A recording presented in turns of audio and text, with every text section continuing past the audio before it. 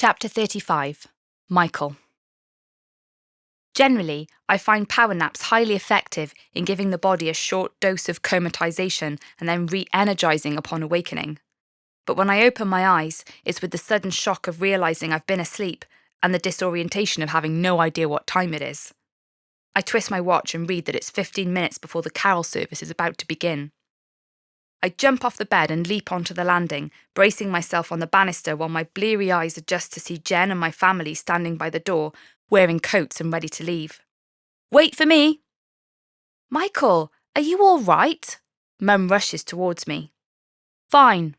I run my hand over my face and attempt to walk down the stairs normally. "We heard about what happened," Dad says. "Do you need to see a doctor?" "No," I reply curtly, and then notice Rachel and give her a hug. "Good to see you, Rach." "You look terrible," she says, with an apologetic grin. "Why didn't you just go back to bed?" "No, I don't want to miss it." I shrug into my coat and pull my shoes on. I take Jen's hand while her eyes search my face, assessing me. "Well, we need to leave now or we're going to be late." I can tell by Dad's tone that he's annoyed. "Congratulations, by the way." Rach gives me a nudge. Dad stomps off out of the front door. The cold night air helps to sharpen my alertness again.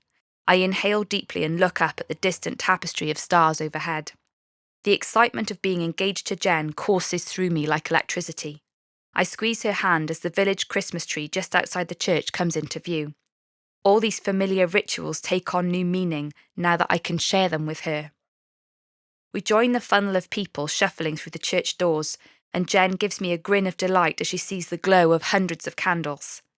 Not all of them are real, there's plenty of LEDs and fairy lights too, but the effect is still magical.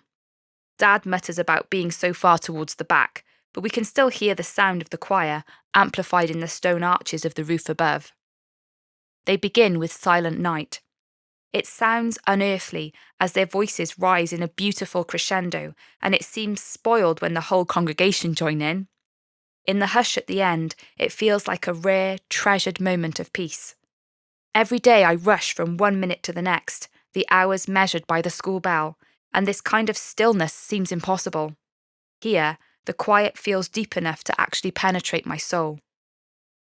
I've heard these readings and carols many times before, but somehow tonight feels different.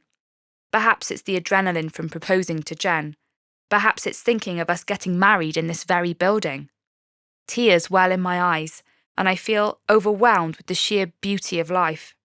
I never thought I would find someone like Jen, let alone that she would feel the same way. I've been undeservedly blessed.